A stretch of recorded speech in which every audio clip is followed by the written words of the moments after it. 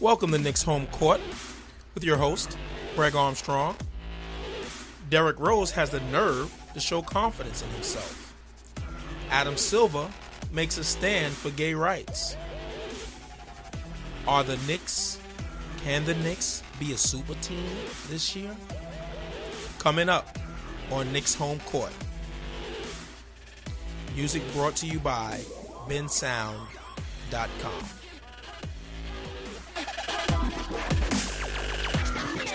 Okay, Knicks news this week.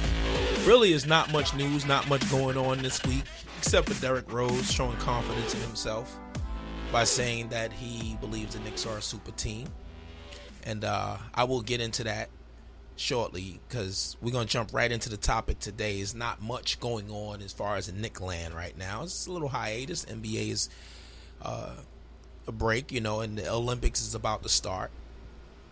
And Melo looks like he's going to be rounded in form. He's going to be ready for the season as it comes on.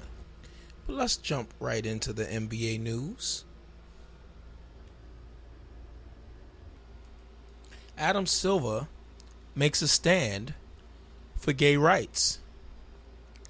This week, the NBA decided to move the Allstar game from the Charlotte, North Carolina area, Hornets, and I don't know where they're going to move it to as of yet, but basically it's because of the HB2 bill, House Bill number 2. So basically this bill states that if you're transgender, it doesn't matter. You can only use the bathroom according to what your birth certificate says. Now, this is kind of funny to me in a way, though. It's really discriminatory, and it's kind of stupid too, though, because I don't know. Do they have bathroom police that are gonna stand there and be like, "Hey, let me see your birth certificate. Oh, you're a guy." I don't know who has that job, because that job would suck. You would have the most messed up job ever if you had to be the one who's standing there checking birth certificates and looking at people. That's all I'm saying. I mean, I don't have any opinion on it either way. I feel like let the people go into the bathroom they feel comfortable in. You know what I mean? I'm sorry if it's because there's a lot of issues sometimes. I mean, I think that we still need to figure out the best way to deal with this. But I think, or in my opinion, I know that the best way to deal with it is not legislation, keeping people from being free. I don't like that. I don't like that. So I'm just curious to who regulates these things. Should they have moved the All-Star game? The NBA feels strongly about it. Hey, I'm all for it because I hate discrimination, especially when it's legislated. I mean, I'm a black man, so black people had to deal with Jim Crow laws. This was legislation that was racism. So I'm all for them moving the NBA because this is ridiculous. And as far as the NBA getting into social issues and things like that, it's a slippery slope. And what I mean by that is I like what they're doing here. I like what the WNBA is doing. But some people would think that every time something happens that these leagues need to stand up and say things, But I realize I've evolved enough as a person to say it doesn't have to be all in or all out, because that's how a lot of people think. Either you're all in or you're all out. So if you're going to make a stand for gay rights, you need to make a stand for this and make a stand for that. And honestly, I've actually looked at it that way at one point, but just recently I have evolved because I read something that made a lot of sense. Just because they're standing up for this don't mean they got to stand up for everything. They feel like this isn't right. The NBA game is there. It's a chance for them to make a stand on something, which is correct. I mean, I wouldn't mind I would like if they made more of a stance when it came to police shootings and things like that. But if they don't do that, actually, I can't be mad at them for that. I can't, that's the thing is we say this is a free country, but yet and still we want people to do what we want them to do. And I just don't think that's actually right.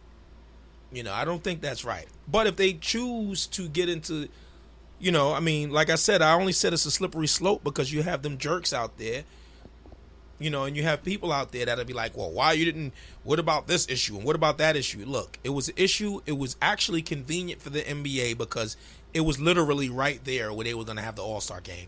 And I think it was the excellent move. And speaking of Adam Silver, he's the new sheriff in town, and I believe that he wants to, put his stamp on the NBA. He's already changed. Oh, there is another piece of news. He changed the free throw, the Hacker Jordan, which used to be the Hacker Shaq. He's changed that rule. And so basically you can't hack him in the last 2 minutes of any quarter, or I think they made that for every quarter now. So they didn't really fully take it away, but they curbed it just slightly. Because guys got to hit their free throws. I'm sorry. You got to hit your free throws. I know it's boring, but you got to hit your free throws, buddy. And that's all that really happened in NBA news. Like I said, they're the star players are in the Olympics, and they're going to do their thing over there. But that's all that happened in the NBA news. Now, this is a quick hitter. We're going to move on to the topic of today's Knicks Homecourt podcast. Can the Knicks be a super team? Now, I kind of covered this earlier in the earlier podcast when I talked about can the Knicks be contenders. It's basically similar. I'm just going to touch on the topic again. So basically, Derrick Rose this week said he touched on the Knicks being a super team in his same ilk as Golden State. Didn't even mention Cleveland. And one thing, let's get this out the way. Now, I know this sounds crazy, but let's get this out the way. If this was 2011, remember what everybody was saying, first of all, when Melo was a free agent, that he should go to Chicago and they have a chance to win a championship, right? So now we brought the two best players from that team to the Knicks. Now, that team that won 62 games with Chicago, they had Luol Deng, who was an all-star then. He was a really good player. They had Luol Deng. They had Taj Gibson, was a young player. They had Keith Bogans. They had Kyle Korver, believe it or not. And it was a decent team. They had Carlos Boozer, was still a very good player. And they won 62 games. But what people don't realize about that team, now let's look at that team. Now, Derrick Rose isn't the Derrick Rose from then, right?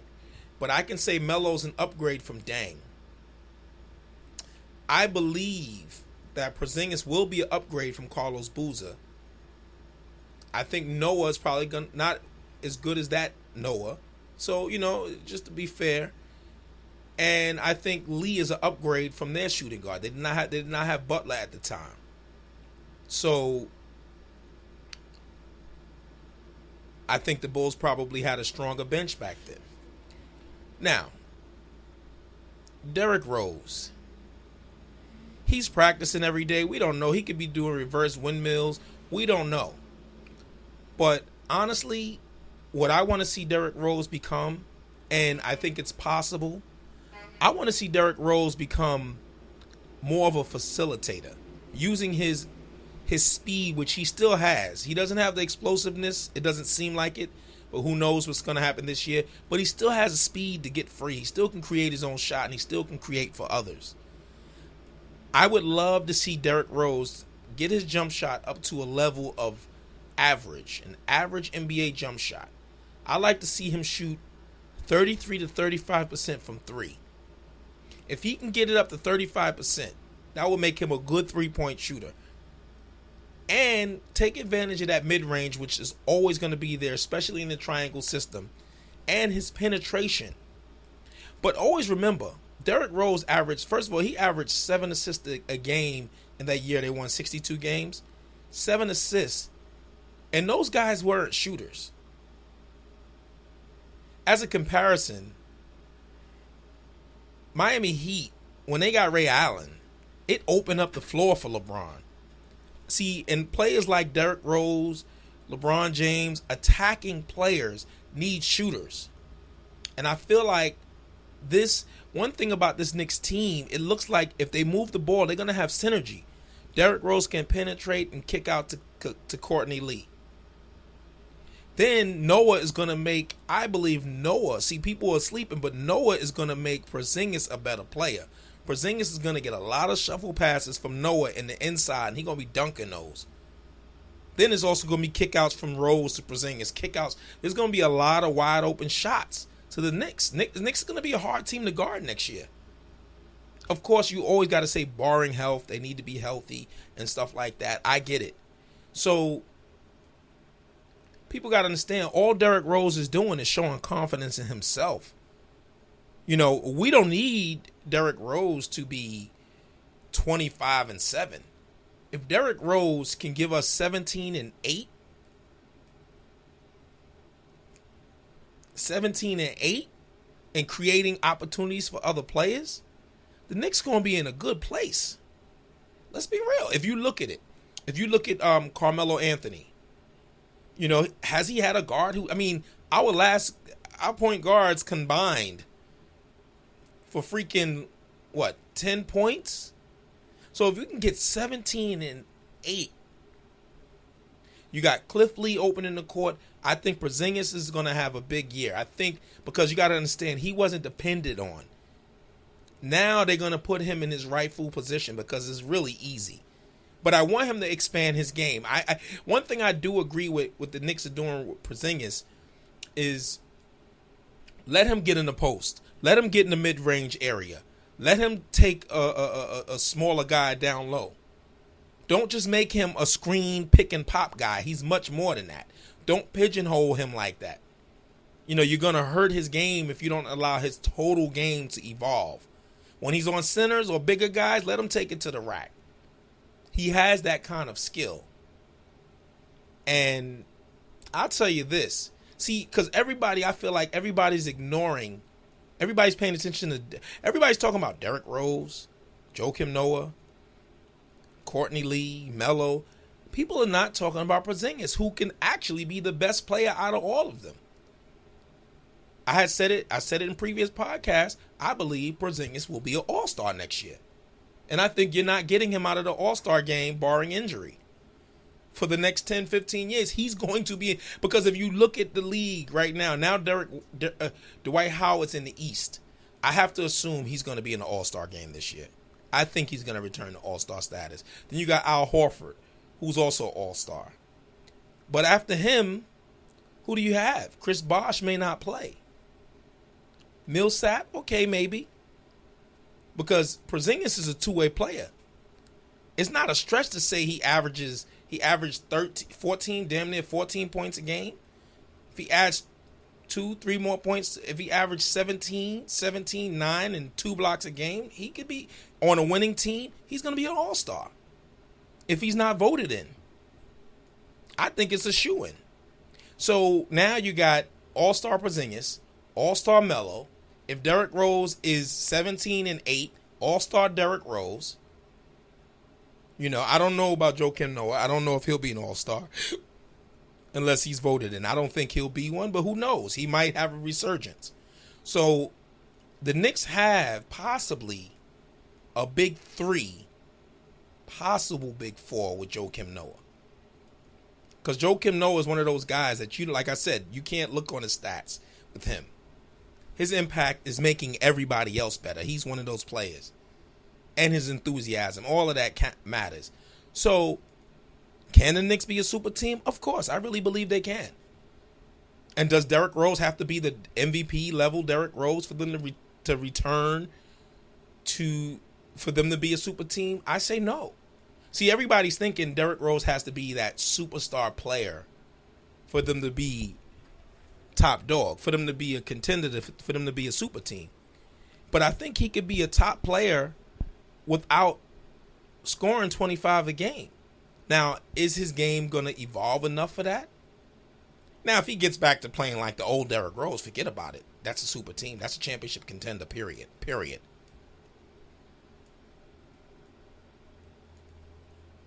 That would be a championship team. That would be a championship team contender if Derrick Rose is Derrick Rose. You see, I remember that year that Miami played Chicago in the conference finals that year, and they shut Derrick Rose down. And I realized everybody said, "Oh, LeBron just shut Derrick Rose down." Honestly, the only reason that happened is because they wasn't able to spread the floor. He couldn't stop Derrick Rose. But Derrick Rose, the reason why you can't stop LeBron is because they spread the floor for the penetrator. So if you spread the floor for Derrick Rose with Lee on the elbow three, you might put at times Melo at the corner three. Then you put Porzingis in the pick and pop on the next elbow three. That is literally, and the one guy you have inside is Noah, because Noah he could set picks to get Melo free. You could just let him roam. He's going to be at the high post. Actually, he's the perfect person to give the ball to in the high post. You're going to have options all around. Who you going to guard? Who you going to commit to? Melo demands a double team, and so does Rose. The Knicks are going to be good next year, man. I believe they can be a super team. You know, and another thing too, again, people look at win totals. I don't know how I feel. I feel like this. When people talk about a team won, 17 games, and then the very next year they won 32 games, that means the next year, teams who have done this is the gradual improvement. I think that stat kind of lies a little, only because if you have the variables, like, do you have the same team on the court? I think you have to kind of look at it as the Knicks made a significant upgrade at point guard. That should increase their level of wins. They made a significant upgrade, no doubt. Even a hobbled Derrick Rose is significant upgrade at point guard. Then off the bench, Brandon Jennings is a significant upgrade over Calderon. So, look at that. At the center position, I wouldn't say they made a significant upgrade. Joakim Noah is an upgrade. Defensively, believe it or not, because, like I said, he can guard pick and rolls. Offensively, because he's a high IQ player. He could be high usage. He passes the ball. He knows how to work. You know, he's perfect for the triangle. He's literally the best player for the triangle besides Pau Gasol. So when you think upgrades at those two positions, Porzingis should be better this year than he was last year. Melo playing on the second year of his knee recovery, he should be better. Lee, a better defender. Courtney Lee, a better defender than Aaron Aflalo.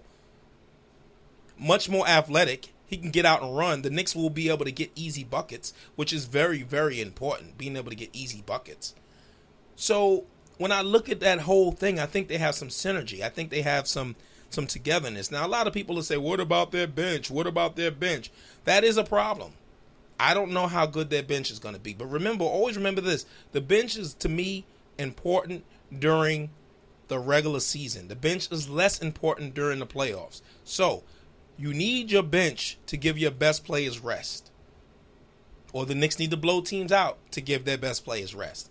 I think they're safe at point guard, because a lot of people keep saying, I think they need a third point. I hope they get this other guy, because you're right. Brandon Jennings is not going to play a full 82 games or whatever. He's not going to do that. Rose is not going to play 82 games. So you need to stagger those two guys. You're going to have nights where Brandon Jennings is going to start and Derrick Rose is going to not play at all. But then you're going to need a backup for Brandon Jennings. You know, and I feel like they need, actually, a combo guard would be best. Maybe Lee can run that position because he actually can handle the ball. I don't know. We have to see. So that's a little bit of an issue. You know, Justin Holiday, I'm not counting on him. You know, I think he's a young player that can shoot, but I'm not really counting on him. So I feel like the guys off the bench you're going to see, it's going to be Thomas, Jennings, maybe O'Quinn, maybe Hernan Gomez. Then they got the other small forward. The bench is kind of thin. It is kind of thin. There's no lying about that. But unfortunately, I say unfortunately, but it looks like Sasha Bullock. I always butcher his name. Sorry, Sasha. It looks like he may get some minutes at the backup point. And the thing about Sasha, everybody hates Sasha. I don't hate him. I don't think he's a good NBA player, but there's certain things about him that is good. If you have good players, see, you got to understand, when you have a player, if Shumpert can get major minutes with Cleveland, I don't see why Sasha can't get 5-10 minutes. And because he's a decent shooter. There's no doubt about that. He's an energy guy. He's not really a great defender at all. But Shumpert's not a great defender at all either. He's a below average NBA player. I've always said that. So basically, Sasha is going to have to get some run this year. Unless we sign one of these free agents. There's a lot of them out there. Ty Lawson is still out there. I don't think I would sign Ty Lawson, by the way, because, again, he's he's had his off-the-court issues, and if you're going to sign him to be the third guard, but you got to understand, the third guard is going to get some run. The third guard is going to get some run this season. But, there's a lot of good guys out there. There's Lance Stevenson. You can let him run the point. There's guys out there. Somebody's going to take that veteran minimum. I like Steve Blake. You could take him. There's a lot of good guys out there. I would go after. I prefer Chasing Randall. I hope the Knicks get to sign him because he's young, because he could develop. Who knows? Maybe he could be, and then he could play the 1 and 2. So that's what I like about him. But just to answer the question, this is going to be a short podcast because it's July. It's 100 degrees out here. And there's not really much going on. It's just that every now and then somebody says something, and then you can actually throw up a podcast and talk about it. So, again, Derrick Rose, the Garden's going to love you. New York fans, Knicks fans, you haven't seen a point guard like this in years. I just want to say one word describes Derrick Rose when he's on. Nasty. Derrick Rose is nasty. Y'all don't understand, okay? And he got a chip on his shoulder. And if he's healthy, look out. You gotta understand, he's 27.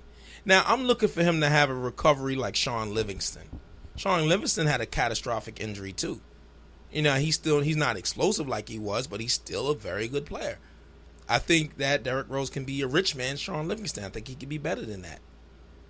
And by the way, I'm not against re-signing Derrick Rose if he shows me. See, what I want to see from Derrick Rose, if he turns out to be explosive like he used to be, that's good, but that scares me a little. And I know that sounds weird, but because he can get hurt.